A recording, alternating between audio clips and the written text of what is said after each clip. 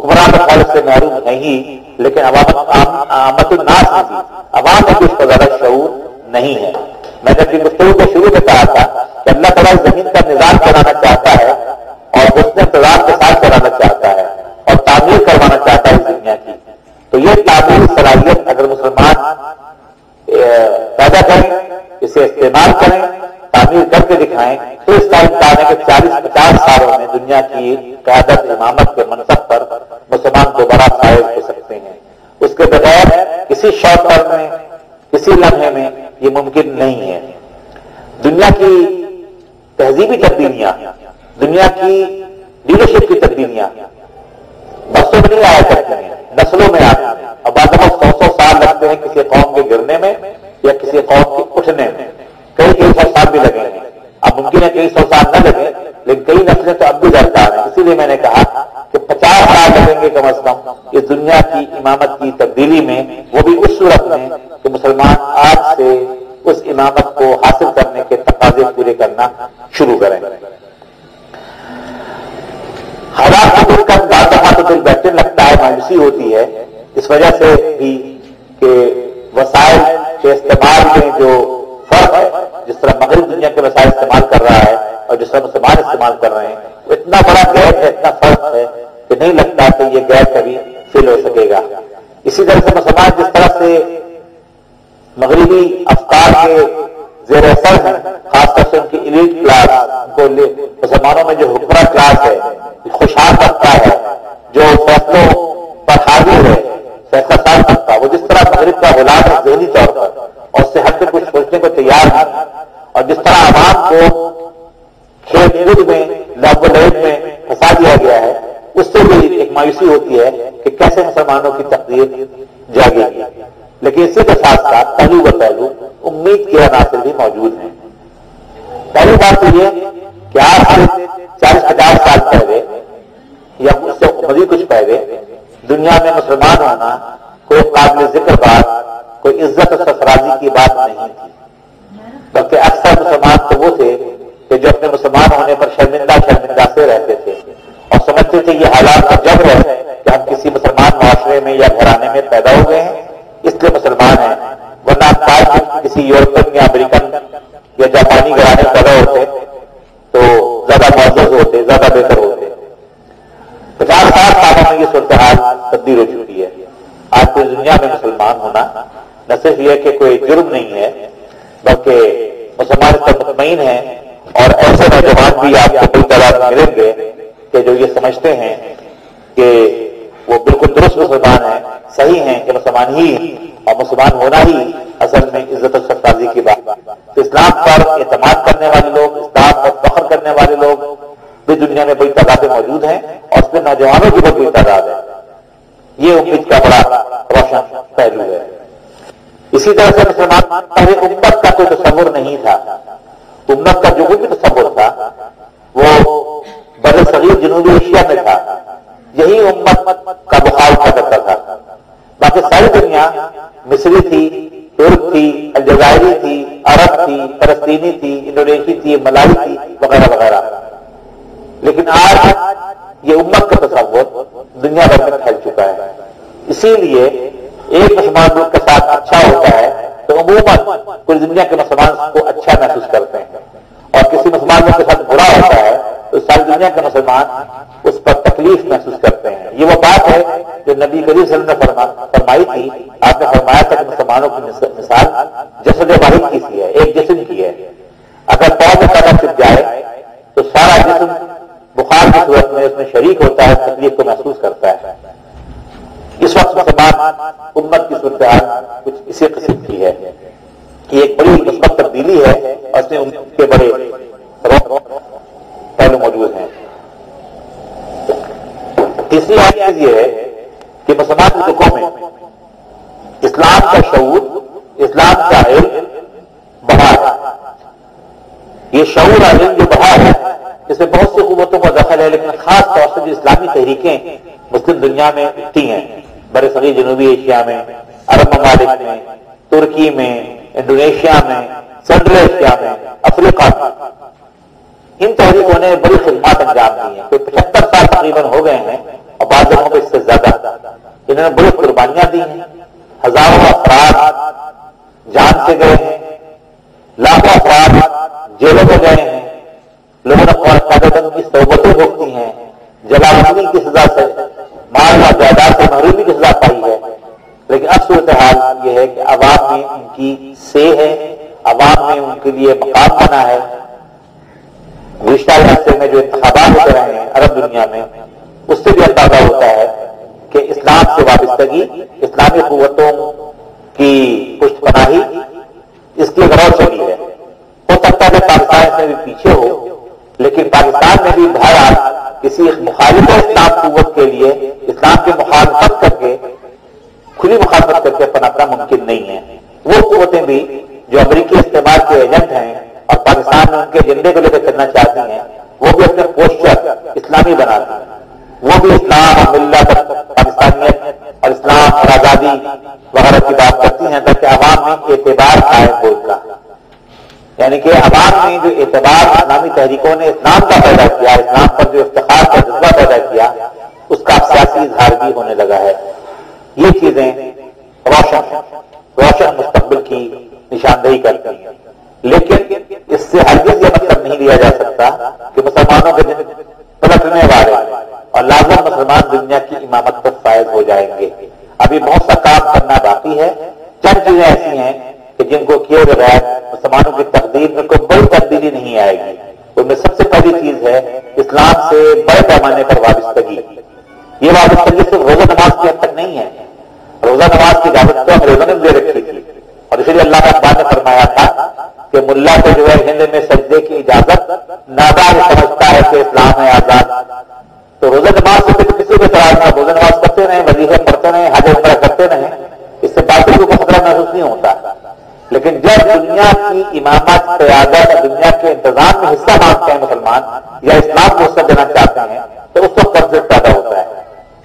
تو پہلی ضرورت یہ ہے کہ مسلمان یہ سمجھیں کہ اللہ تعالیٰ نے جو اپنا دین بھیجا ہے یہ صرف ہماری انفرادی اعمال کے لیے نہیں بھیجا ہے، بلکہ اس دین کے مطابق دنیا کا نظام چلانے کا ہمیں پابند کیا ہے، اور ہمیں یہ کام کرنا چاہیے، ہمیں یہ کام کرنا ہے. یہ پہلی شرط ہے دنیا میں بڑی تبدیلی لانے کے لیے. دوسری شرط یہ ہے کہ مسلمان معاشرے ان کے مطابق ڈھلتے چلے جائیں، ان کی حکومتیں اس کے مطابق بنتی چلی جائیں، اور داخلی طور پر مسلمان اسلام کے رنگ میں زیادہ سے زیادہ رنگتے چلے جائیں تاکہ دنیا کے سامنے اچھے رول ماڈل آنے لگے اور دنیا ان کو دیکھ کر سمجھے کہ اگر مسلمان یا اسلام کا غلبہ ہوگا تو ایسی دنیا میں میسر آئے گی، ایسی زندگی میں میسر آئے گی اور جس میں اس کے لیے اٹریکشن ہے. تیسری ضرورت اتحاد اتفاق کی ہے کہ مسلمان آپس میں لڑنا، ہر بات میں لڑنا، مسلسل لڑنا، ایک دوسرے کو برداشت نہ کرنا، اس کلچر سے باہر نکلیں اور اتحاد اتفاق اور کم از کم بڑے مور میں اتحاد اتفاق کی طرف آئیں. معاشرے بھی آئیں، افراد بھی آئیں، قومیں بھی آئیں، اس طرف مسلمان قومیں بھی لڑنا بند کریں آپس میں. تو یہ اتفاق اور اتحاد کی تیسری لازمی شرط ہے. چوتھی شرط یہ ہے کہ مسلمان معاشرے مساوات اور عدل کے معاملے میں اس معیار سے ہوں کہ ساری دنیا کے انسان ان کی طرف متوجہ ہوں. آپ کو یہ بات معلوم ہونی چاہیے کہ مسلمان فاتحین جہاں جہاں گئے انہوں نے ان آبادیوں کو مساوات، برابری اور عدل کی نعمتوں سے نوازا ہے،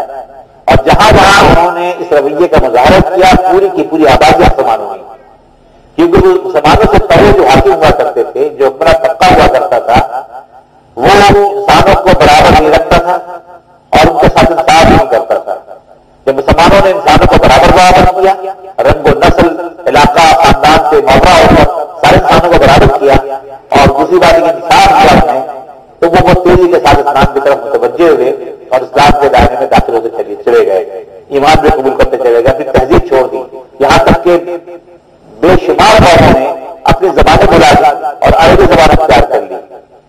عرب خاص طور سے جہاں جہاں گئے، یہ جو مراکش میں عرب ہیں یہ عرب تھوڑے ہیں تو برابر انہوں نے اپنی زبان چھوڑ دی. شمالی افریقہ سارا کا سارا عربی بولنے والا ہو گیا، سودان عربی بولنے والا ہو گیا، سب غیر عرب علاقے تھے. یہ تو دور ہے، لیکن سعودی عرب سے جو قریب کے ممالک ہیں، اردن، شام، لبنان، فلسطین، عراق، کی زبانیں تھیں، لیکن مسلمانوں کے اسی عدل اور انصاف اور برابری کے سلوک کی وجہ سے اتنے متاثر ہوئے یہ لوگ، یہاں کی آبادیاں اتنی متاثر ہوئی کہ انہوں نے ان حاکموں کے دین کو بھی قبول کر لیا جو اسلام کا جھنڈا لے کر ان کے یہاں پہنچے تھے، اور وہ سب عرب بن گئے، مسلمان بھی بن گئے اور عرب بھی بن گئے۔ تو آج یہ مسلمان عدل کریں، اپنے معاشرے میں عدل کریں اور مساوات کا رویہ اختیار کریں تو دنیا کے سامنے ایک اچھا نمونہ آئے گا، کیونکہ دنیا ان دونوں سے معلوم ہے، نہ مساوات ہے دنیا میں نہ عدل ہے، اور یہ نمونے اگر مسلمان ممالک دکھا سکتے ہیں تو یقیناً اسلام اور مسلمانوں کا مستقبل روشن ہوگا۔ آخری بات یہ کر کے میں گفتگو میں ختم کروں گا تاکہ اگر آپ کے ذہنوں میں سوالات ہیں تو وہ یہاں پر آ سکیں۔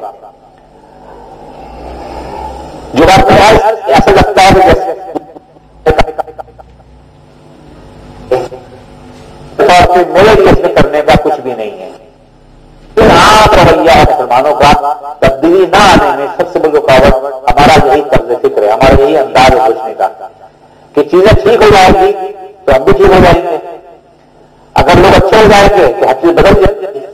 لیکن چیزوں کو ٹھیک کرنے میں، اچھا کرنے میں، تبدیلی حالات میں مجھے بھی کچھ کرنا ہے کہ نہیں کرنا، ہم اس کے علاوہ سے سوچتے ہی نہیں ہیں، اور جو لوگ سوچتے ہیں وہ یہ بھی سوچتے کہ میرے اکیلے کرنے سے کیا ہوگا، حالات تو بدلیں گے نہیں، کچھ ہوگا نہیں، لہٰذا تیرا میں کیوں کروں۔ اس کی مثال یہ ہے کہ پورا محلہ اگر گندا ہوتا ہے تو ایک خاندان سوچتا ہے کہ ہم اگر اپنا گھر صاف رکھیں گے اور اپنا کچرا گلی میں نہیں پھینکیں گے تو محلہ کون سا صاف ہو جائے گا، لہٰذا اچھا صاف رکھنے کے باوجود بھی ہم لوگ کرتے ہی ہیں کہ اپنے گھر کا کچرا پھینک کر گلی میں پھینک دیتے ہیں اور گندے میں اضافہ کرتے ہیں۔ ہر آدمی سوچتا ہے، نتیجہ یہ ہوتا ہے کہ پورا محلہ گندا رہتا ہے، حالانکہ ہونا یہ چاہیے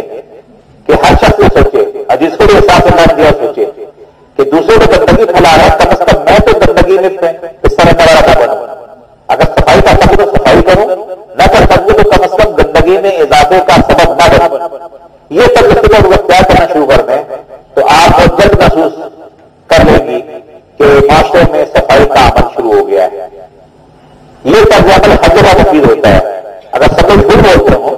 اور ایک سب لوگ طے کریں کہ مجھے جھوٹ نہیں بولنا، چاہے سب لوگ جھوٹ بولتے ہوں، تو اس کا امکان ہوتا ہے کہ دوسرا شخص بھی ایسا ہو کہ جھوٹ چھوڑ دے اور سچ بولنے لگے۔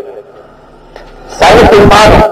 اور میں جو مالک سے کروں سب ایمان ہے، یہاں ایمانداری کا رہنے کا فائدہ نہیں ہے، نہیں مجھے کبھی ایماندار رہنا چاہیے اور ایمانداری کی تلقین بھی کرنی چاہیے۔ تو ایک انکار ہوتا ہے، 1 سے 2، 2 سے 3، 3 سے 4 اور پھر لوگ ملٹیپلائی ہونا شروع ہو جاتے ہیں اور اصلاح کا شروع ہو جاتا ہے۔ تو دنیا کی اصلاح کرنی ہو،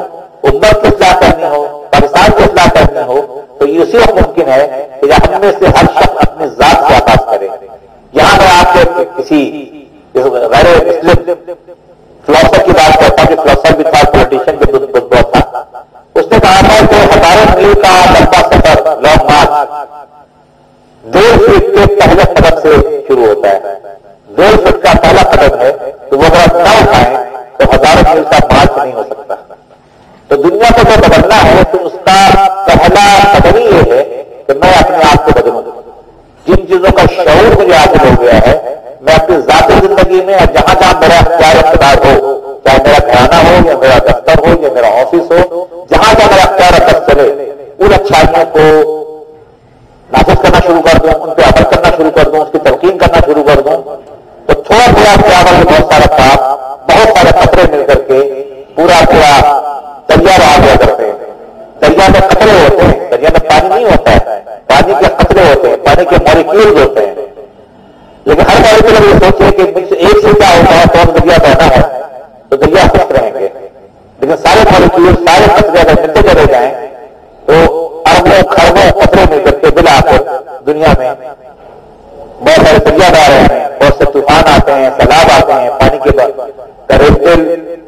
کی ریل پیدا کرتی ہے۔ لیکن شرط یہی ہے کہ ہر قطرہ، ہر مالیکیول، ہر فرد یہ سوچے کہ کوئی کام کرے یا نہ کرے مجھے کرنا ہے، کوئی برائی سے بچے نہ بچے مجھے کرنا ہے، کوئی اچھائی کا عمل کرے نہ کرے مجھے عمل سے کرنا نہ، اچھائی تک پھیلانا بھی ہے۔ تو آپ کی زندگی میں دیکھیں گی کہ تبدیلی آنی شروع ہو گئی ہے۔ کہ تبدیلی کتنی آتی ہے یہ میرا آپ کا مسئلہ نہیں، اللہ تعالیٰ کا مسئلہ ہے، لیکن تبدیلی کی کوشش کرنا، حالات کو بدلنے کی جدوجہد کرنا، پر امید رہنا، اپنا حصہ ڈالنا، یہ ہم سب پر فرض ہے۔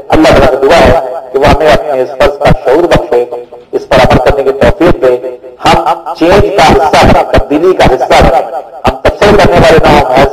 مایوس ہونے والے، مایوسی پھیلانے والے نہ ہوں، بلکہ امید دلانے والے، امید پیدا کرنے والے، اور امید رہنے والے اور حالات کو بدلنے میں اپنا حصہ ادا کرنے والے بنے۔ وآخر دعوانا ان الحمدللہ رب العالمین۔ سوال جو بھی اگر آپ انویٹیشن لگے تو پھر آپ